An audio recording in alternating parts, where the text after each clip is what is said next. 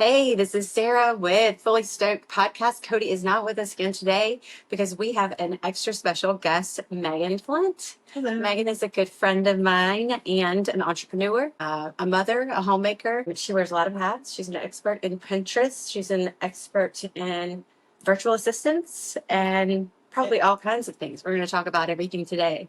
So, how about Meghan? If you had to describe your business in a terrible Tinder bio, what would it say? So I'm not good at coming up with this stuff. And so I asked ChatGPT to help me. And basically, I made my own little version. Swipe right if you like messy creativity and long walks down the crafting aisle. A love for Canva and geeking out over the latest Pinterest trends is a must. I love it. I like that. Why not? I love it. So I heard you say Canva. Yes. I'm going to need your Canva expertise, I'm pretty sure, one day. I think all of the women in our networking group probably could benefit from a Canva expert. So would you say you're an expert? I would say I am in the sense of the creative side, not necessarily like the presentation side. Okay. But even my girls who are 7 and 10 are now using it because they see me using it to design certain like t-shirts and things like that, or like I've made a journal with it. And so even at 10 and 7, they're learning how to use it. So definitely the creative side of it. Yeah. I use that a lot. Okay. Well, more to come on that because I use Microsoft Office for everything and Publisher, but I think Canva is similar to Publisher, but different. So it's so different that I get caught up. I'm like, but how do I do this? There's so much you can do with it. I mean, I use it for Pinterest too. There's so many templates. Like even if you're not good at coming up with your own things, you can use the templates to move stuff around, plug in your own things, and have yours. That's really easy. Okay, well, we should do that. We Sounds should good. do like an educational thing on it one day. All right, so let's talk about like where you're from and how you got here in this area. We're outside of Charlotte, and what brought you here, and tell me a little bit of background about that. So I grew up outside of Ocean City, Maryland. I don't know if you've ever heard of it. Yes, I think everybody. It's pretty famous. Eastern shore of Maryland, where, there's lots of cornfields and chicken farms, and everything's like 15 years behind. Yeah, I grew up in a one-stoplight town. Wow. So lived there until 2022. Well, in that area. And then my husband decided to put in an application for his dream company. We were not hoping for North Carolina because we don't like the heat, neither one of us. And Maryland on the Eastern Shore, the heat's very similar to what it is here. Humid, gross. And so, of course, we ended up here. And so he got his job, and we sold our house in Pocomoke, Maryland, and we moved here in 2022, and we've been here since September of that year. 2022. So, okay, so we were coming out of all of the shutdowns and everything. Yep. Okay, so have you always been a business owner, or is that something that you started when you moved here? So when my youngest was born, I actually became a stay-at-home mom. Okay. And so I've been a stay-at-home mom for almost 8 years. Through that time, like most moms probably, even who don't stay at home, you kind of lose sight of what you want to do, especially when you've been at home with them that long. Oh, yeah. And so it was like right around COVID. They were like 5 and 4, and I was getting a little bored. Yeah. Prior to having kids, I worked in food service. I was a food and beverage manager. I have 2 college degrees, and I had all these things I wanted to do. And then I was at home with them, and I was like, well, I don't know what I want to do anymore. Right. And so one of those college degrees, something I've always liked doing, was writing. I have a bachelor's in English, and I decided one day, I talked to my husband. I was like, hey, I want to start a blog.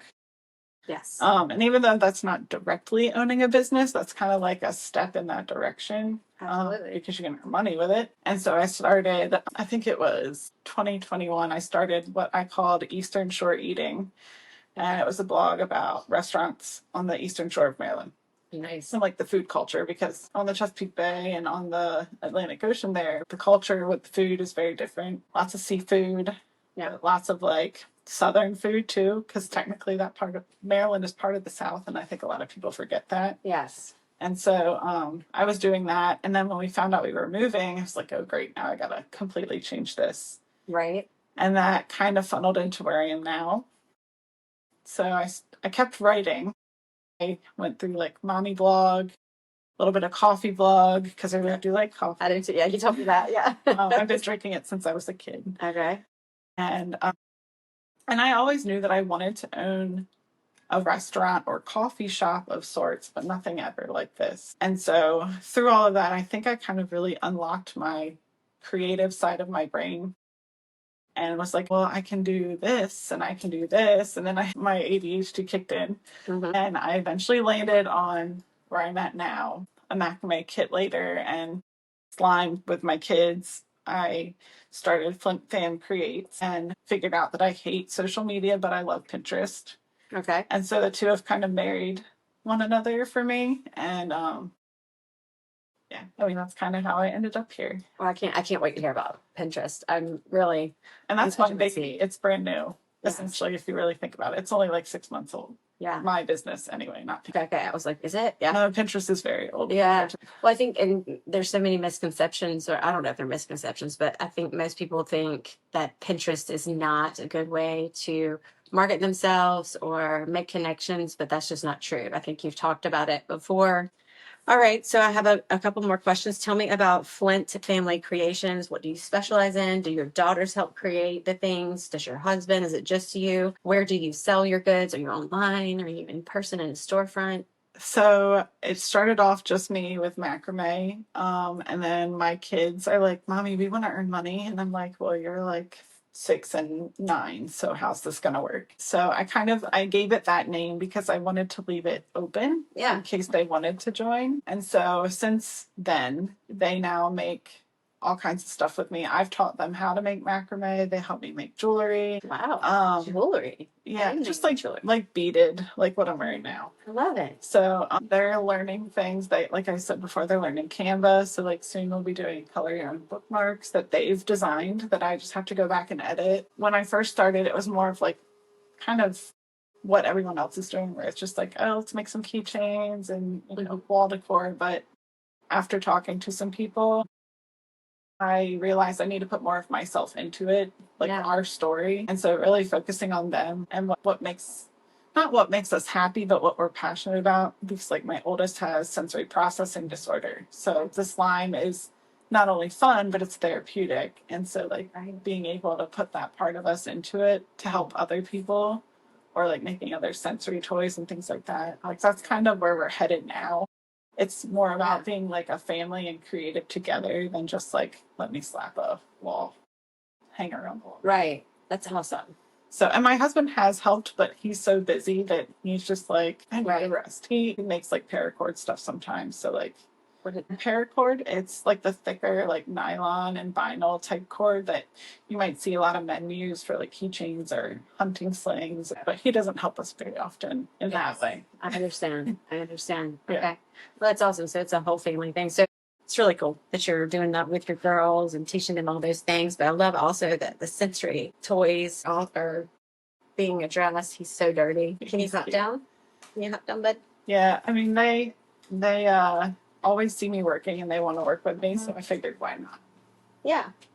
Same. I do feel like I work a lot. So. Yeah. They're like, hey, can I make something? And I'm like, sure. But I think the second part of your question was, where do we sew? I think that's yes. Where do you sew? So I don't know if you've heard of Dandelion Children's Consignment in Monroe. I think, where is that one? It's right off of 74 in the same like shopping area as Edible Arrangements. It's near like a Target.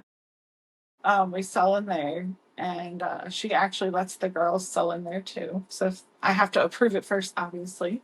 Yeah. But she's not against their items being on the shelf. So sometimes they get their little spot. Well, that's awesome. Yeah. And then we're also online. So we have our own website, and we're on Etsy.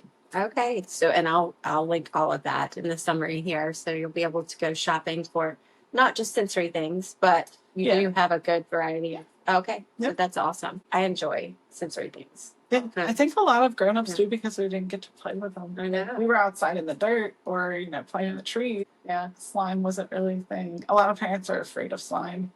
Really? What? I think it's just because they think that, like, it's going to destroy everything. And I don't Yes. want to offend anyone, but like if you set the boundaries at the beginning, like I did with my girls, they do listen. Yes, they're going to test the boundaries, Sure. but they keep them at the table or, in the areas that they're allowed to have them. So, Yeah. Well, boundaries are good. We've been talking about boundaries a lot.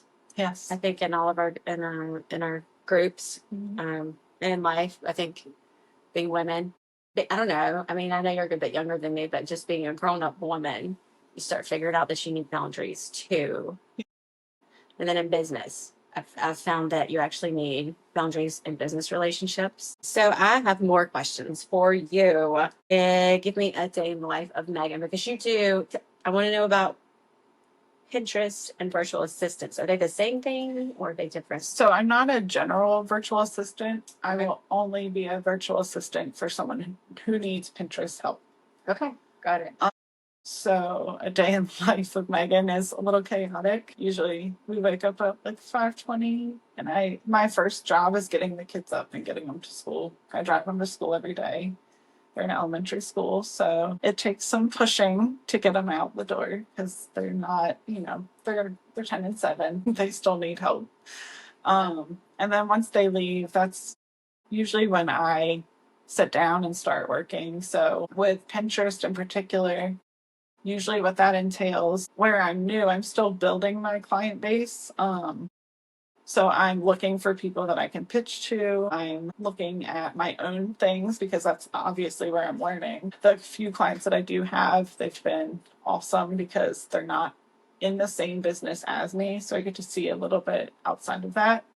But things like Pinterest trends and keyword research, those are things I was looking at it this morning, Pinterest trends, to see what's coming up right now with the seasons changing. Otherwise, like when I'm not doing that, I need to get better at social media for that. That's a new thing for me still, so I'm working on that. But obviously Canva, again, spending a lot of time, making the pins, looking at the descriptions and, trying to make them optimized for SEO, which is search engine optimization, putting in the words that people or keywords that people are looking for when they're on there searching. So is that the same thing as the keywords? Yeah. Okay.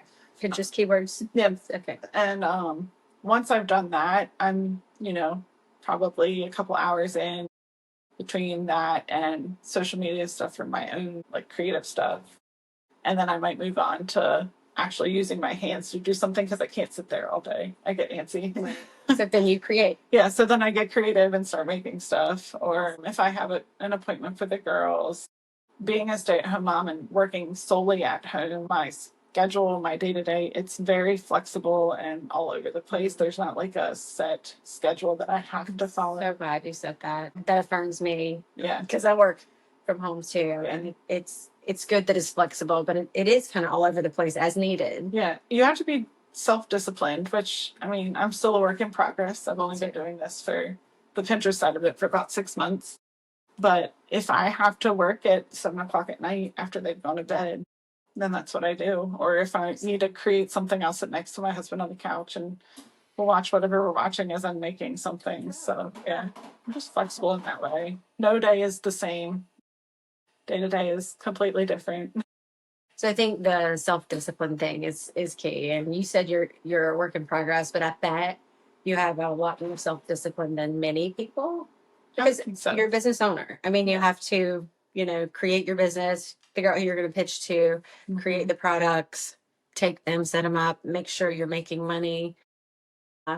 It is, I mean, my industry is mortgage industry and finance is a little bit different, but it's the same thing. I have to find the initiative to get up and go do the work and then spend time with my family and then get out and pitch to the right people and then the loan products and then educate and then make sure I'm spending time with my family, whether I'm sitting on the couch with my husband while I'm on the computer or something else. It's a work in progress and it's always different, always different. I do think that you're very self-disciplined. So with the Pinterest, we talked about SEO and keywords being the same. Rena gave me a great website. You probably already know it, but it helps show you the keywords on any search. So it might help. I don't know. I can get that to you in a little bit. Okay. There's several out there. Yeah. There's some really good ones that a lot of people you already use. know then. You probably already know. You can still tell me just in case. Yeah. I learn new stuff every day. Yeah, I don't know any of it. It's just networking and meeting people who are experts in everything. And then you just pick up little tidbits here and there. So let's see. Well, what is the biggest challenge that you've faced in your life, whether it's personal or business, and how did you overcome it? So the biggest challenge, I think, almost always has been myself, as weird as that might sound. I don't know. I, if I were to go back to my childhood, there'd be all kinds of stories, but like, I think the biggest thing through all of it has been me. I wasn't a problem kid or anything like that, Yeah. but apparently I've been in therapy for a couple years now, and Yeah. apparently I'm a recovering people pleaser Oh, me too. and peacekeeper. So in that sense, trying to work through that, but then also on the other hand, I've got all the mental health stuff we were talking about when I got here, finding out this past year that I have ADHD, you know, um, all of that, I mean, is something I haven't completely overcome it, but it's something every day that like you just get better at, knowing yourself, paying attention to what's going on in your brain. Um, I've been fortunate enough to have an attitude and mindset where I'm always self-aware, and so I don't let it get in my way. If I can help it, I have no problem asking my doctor, my therapist, reading a book, talking about it. My husband probably, it's like, oh, here we go, another, therapist moment. Yes. But, it sounds weird maybe to some people, but really, like, I have been my biggest challenge. My brain, just, how it's constantly going. Yeah. And it's not a bad thing necessarily. It's just a challenge sometimes. I really I respect the way that you said that it was yourself, because I think, I don't know, I think probably most of us, that's our mindset, our limiting mindset or whatever. But then when I mean, not we, but like some people I hear blame it on others, or my childhood, or, my ex or whatever. And it's like, or you overcome that, right, and you move on, you set a new goal, and if you focus on that, the past or someone else, it's almost like you can't really grow. But when you say, well, overcoming myself, I've made decisions, maybe they were not the smartest decisions, like for me in relationships, but that was me. I need to overcome myself in order to get over that and move on to the next level. So I just think that's really cool. It's humility, really, that you would say that. It's just, I think a humility is very attractive. It's like, I just really like that. Thank you. And it's not always big things like people, you say, hey, I'm a challenge, but like it can be like being so like all over the place one day, scatterbrained, that like I just can't think straight. Like it could be something as small as that. So like it can be the big things sometimes, like the mental health stuff. Or it can be the like just, feeling totally frazzled that day. Right. It doesn't always have to be something huge, but I really am like my biggest challenge. That's awesome. Yeah. Yeah, I like that. That's like an inspire. You should do a talk on that. That's quite inspiring. Thank you. Your therapist seems amazing. Okay, let's see. What's the worst business advice you ever got? So I think right now, like if you look at Instagram, there are the mompreneurs. I think that's how you say it. And the small business owners that are like, if you do this, then you're going to be successful overnight. And while I haven't gotten anything directly to me, advice wise, I've seen all of that and it's definitely affected me. Like you see it and you're like, oh, well, I'm going to try that then. Trying to be like everybody else and doing what everybody else is doing is not, I mean, yeah, it's nice to have that information as a foundation, but thinking that you're going to go in doing what everyone else is doing and being successful right away, it's not going to happen. Like it takes time. Right. It takes patience. It takes you being willing to like actually be yourself a little bit and not just trying to be, like everybody else doing what you're doing. And I think that's like part of why that Instagram and Facebook ad culture that you see right now is kind of dangerous, because people are trying to make more money. Like the coaching. Yeah. All the coaching. Yeah. I'm not saying all of it is bad, but like those stories that you see that they're like, oh, well, I did X, Y, and Z, and then I was able to retire, and then I retired my husband, and like, you should do this now. Like, it's going to take you a lot longer than that. Yeah. And the people, and I've seen a couple business owners that have given the advice, which I appreciate, where they're like, don't try to be like everybody else. That's better than the ones that are telling you to like just do this and you're gonna be good. Yeah. Like it's not gonna work. That's good. That's good. All right. So we talked about your website and your social media. You said you're working on that, but you are on Facebook. Facebook and Instagram. Instagram, okay. And Pinterest. Of course. I'm working on YouTube a little bit this year, but it's still fairly new too. That you have any upcoming projects that you want to talk about besides that? Well, I guess those are the biggest. Yeah, I'm really just working on spring products with the girls, you know, to get that out. And then I'm working on where the Pinterest side of it is still pretty new. Yeah. Just trying to give my website a refresh now that I've had a few months to kind of sit on it and look at it. And adding a couple service options and just trying to grow my clientele and my base because it's still, you know, in the baby stages. It takes time. You have a free discovery call, is that right? I do have a free discovery call. Awesome. And then I'll link that too. Is it going to be a Calendly? Yes. Okay, great. So check it out. Free discovery call. I mean, it can't hurt. Can definitely help. Any final words of wisdom for business owners and moms out there? I would say give yourself some grace because, again, we live in the world where everything looks pretty on Instagram and Facebook, and things take time and you're going to mess up, and don't beat yourself up for it.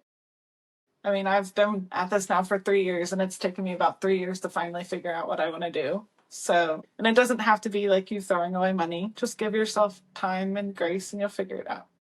I love that. Thanks. That's really, really good. Maybe you should write a book. I haven't been told this before.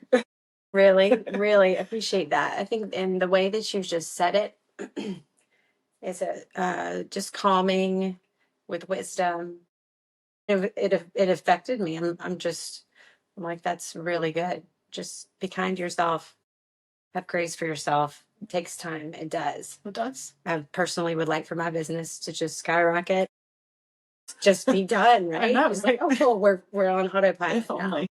But there's lots of learning too in the process, you know, and that's very valuable because then you can share it with other people. Yep. And anyway, that's awesome. Well, thank you so much for coming and sharing with us. And I can't wait to hear more about Pinterest. I know that there's a way to grow your social media following with Pinterest, and that is the topic for Yes, it's a big upcoming talks. I'm very excited about that. Some of the stats you gave us the first time you told us about Pinterest were incredible. Yeah. I just had no idea how valuable Pinterest is. So I can't wait to dig into that. That's my next step. So I'll be doing the free discovery call very soon. And anyway, so thank you so much for coming. See you next time.